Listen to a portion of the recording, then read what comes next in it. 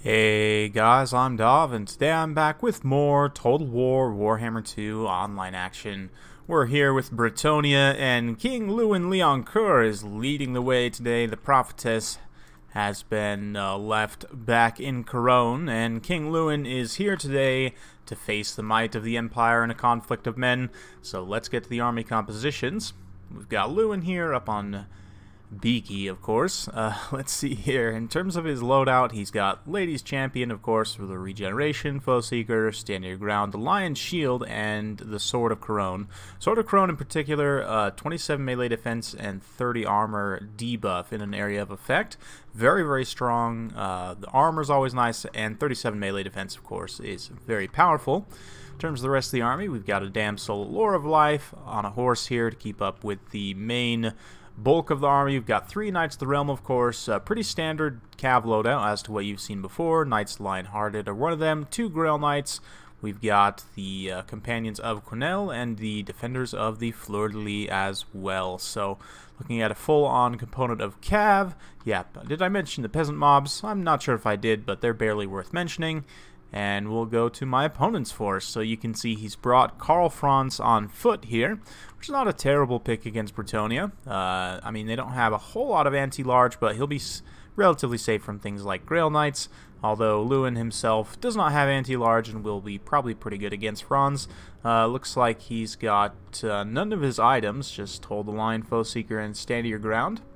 In terms of the rest of the army here, we've got an Amber Wizard up on a Griffin with Flock of Doom and Transformation of Kadon, Great Cannon, 2 Great Swords, 2 Halberdiers. We've got some Spearmen as well, just regular State Troop Spearmen, 2 Crossbowmen, and a single Hand Gunner, as well as 2 Empire Knights kind of hidden behind this rock formation here.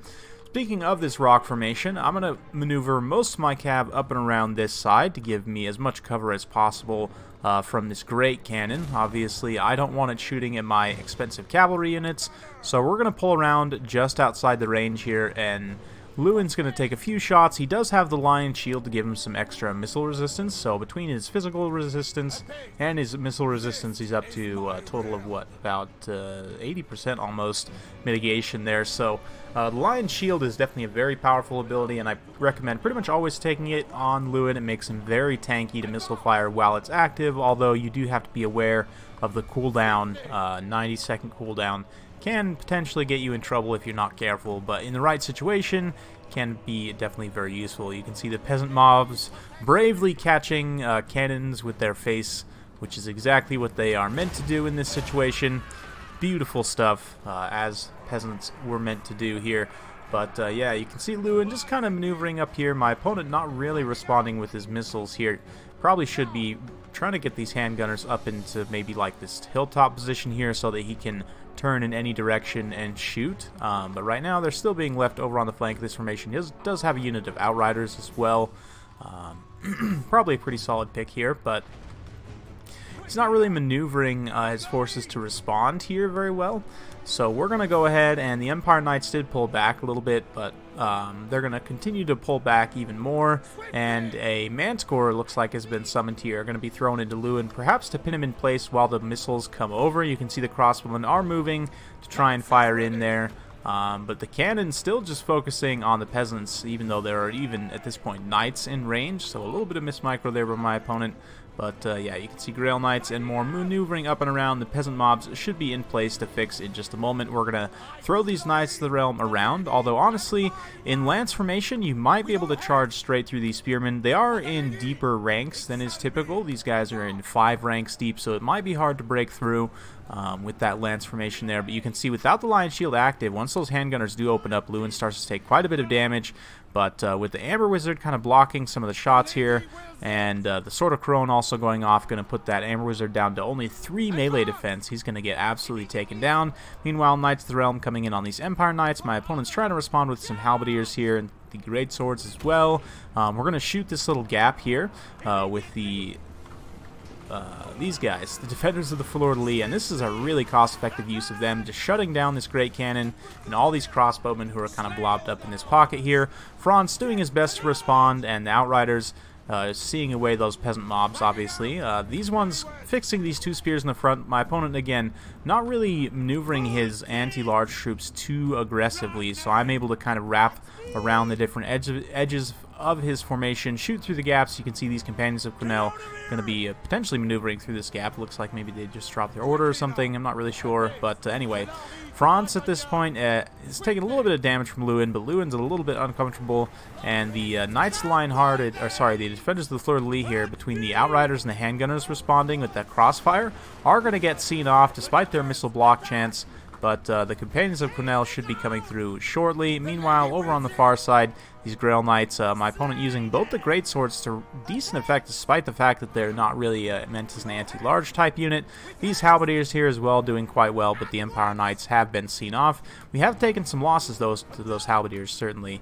The Defenders of the Fleur-de-Lis getting seen off, and you can see peasant mobs breaking and rallying. At this point, my opponent is going to try and start responding with his anti-large troops a little bit more, but the issue with spears is, and this is something that you can pull off even with this much cavalry, if you fix them on one side, especially light, low-tier spears, and even halberdiers suffer from this in that they only have 30 armor, and they're relatively light in terms of mass as well, if you hit them from behind, like, let's say that they're fixed in place on one side by cav, and you hit them from the other side with cav, they're still just going to get sandwiched and probably die here. You can see that's more or less what's going to happen with these halberdiers. You can see they're not braced, and they just get clobbered by those Knights of the Realm, take a ton of damage on that charge. So yeah, you can see how even if you have a lot of anti-large infantry that has charge defense, the charge defense does protect you against the charge bonus, but it doesn't necessarily protect you against the impact damage, and it also only applies if you are standing still and they charge you from the front. So if they charge you from the side, the rear, or if you're moving or reforming, all of that will break your bracing bonus, and they will still apply that full charge bonus as well as the impact damage. So anti-large infantry is definitely a good idea against Bretonnia, pretty much always, but just keep in mind its limitations. You can see these halberdiers making their final stand, just completely surrounded by knights here, and then they're just going to pull through and cycle over to this side. And again, halberdiers, despite the fact that they have charge defense against all, in fact, now they've been given that upgrade, they still just get clobbered from all sides. You can see here by the Bretonnians just completely surrounding them. Definitely rough stuff for the Empire. So with Karl going down to Louen, I didn't quite catch that duel, but he definitely did goon Karl, and that was going to be the end of that. So victory for Bretonnia. Well played to my opponent. Hope you guys enjoyed watching that one. Honestly, not a bad army composition from my opponent. I'd probably cut the greatswords in light of this developing kind of mass cav Bretonnia, and I have seen other players use this pretty effectively, so I definitely think that this is the way to go for Bretonnia. So I'd probably cut these greatswords and maybe replace them with more halberdiers even.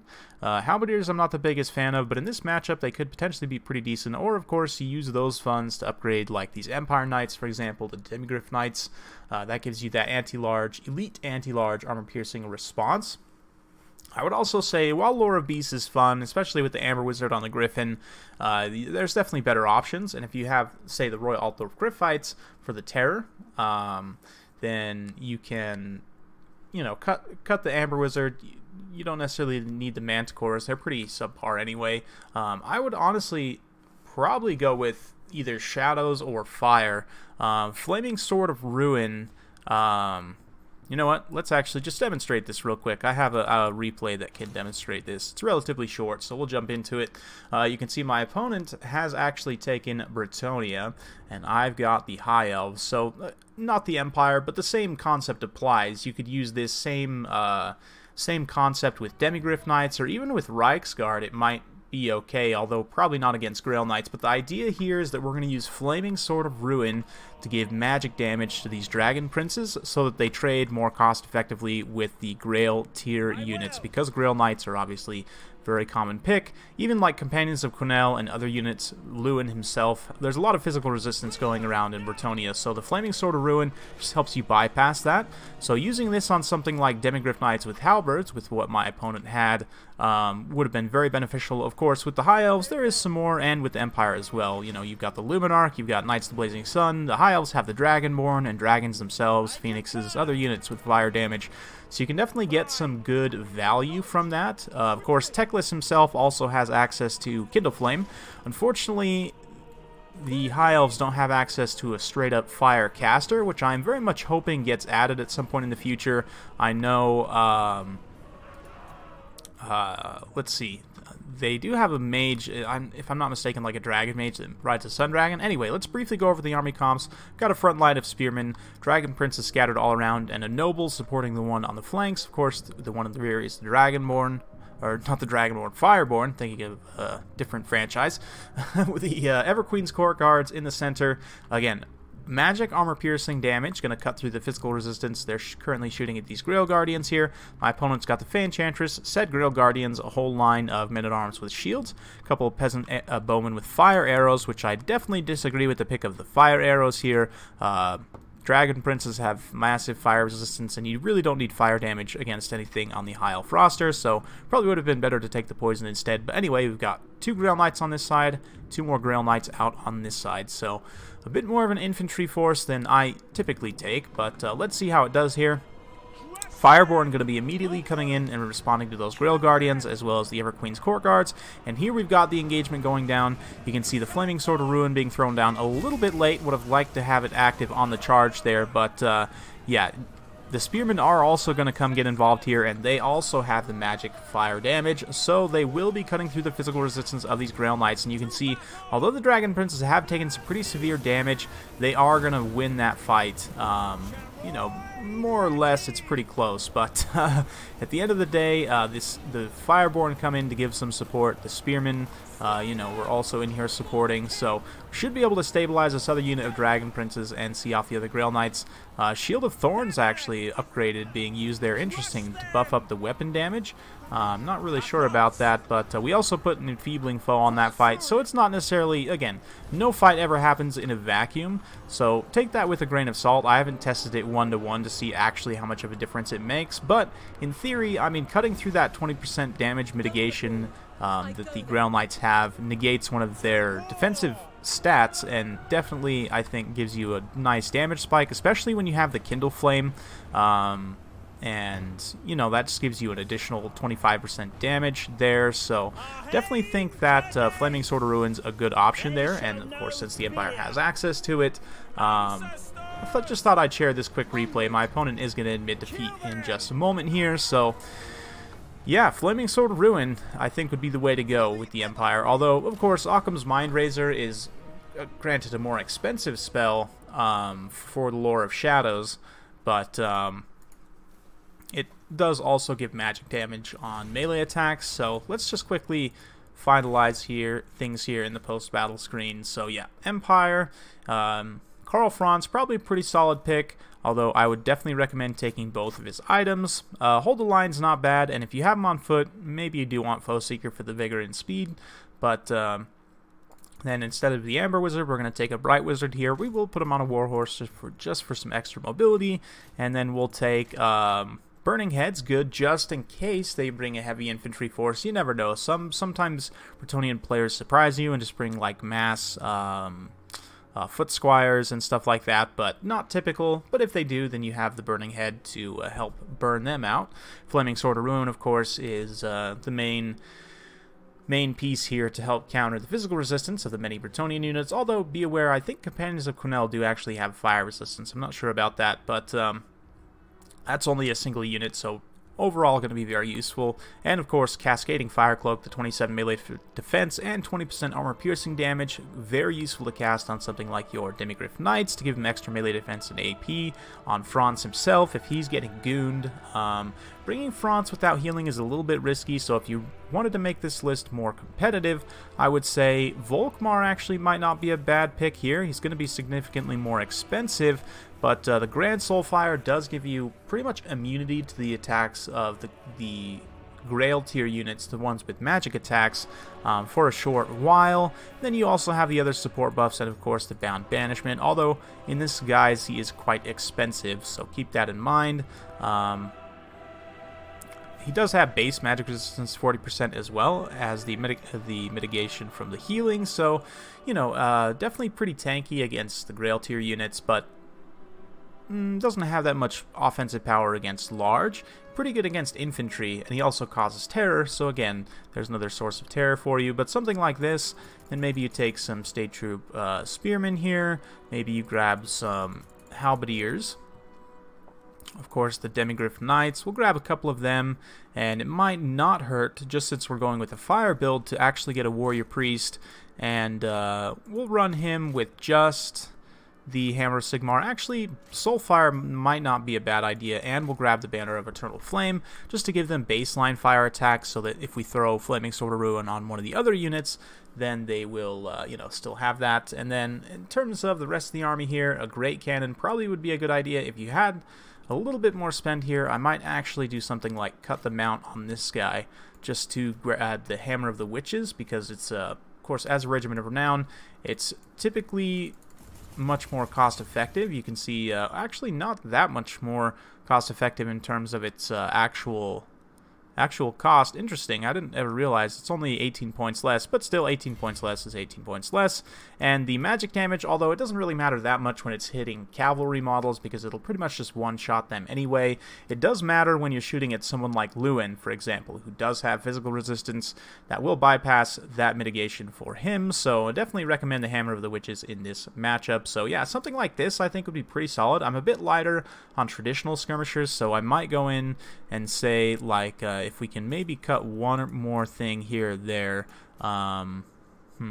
maybe you do cut the Banner of Eternal Flame, or maybe you cut something else with Volkmar here, like the Grand Shield of Faith, although it is very useful for the front line to have. But, you know, just something here or there to maybe cut one of these Halberdiers down to grab an Outrider, or I guess you could always just cut one of them and grab some handgunners. The Silver Bullets also would be a pretty decent pick, although, again, protecting infantry skirmishers can potentially be tough, although protecting artillery can potentially be tough as well against Bretonnia. But that's why I kind of favor the Outriders here. My opponent did have one unit of Outriders, which I definitely agree with, but maybe we cut something here just because this guy feels a little bit expensive. But the Soulfire would just be so good for fighting Rail Knights.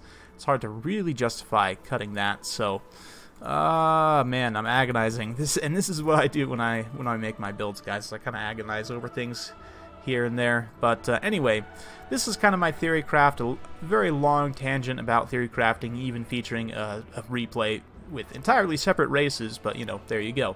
Hope you guys enjoyed watching. If you do like this sort of content, be sure to like, subscribe, hit that bell notification button, so every time I upload a new video, you'll be notified. Thanks again for watching. We'll see you next time.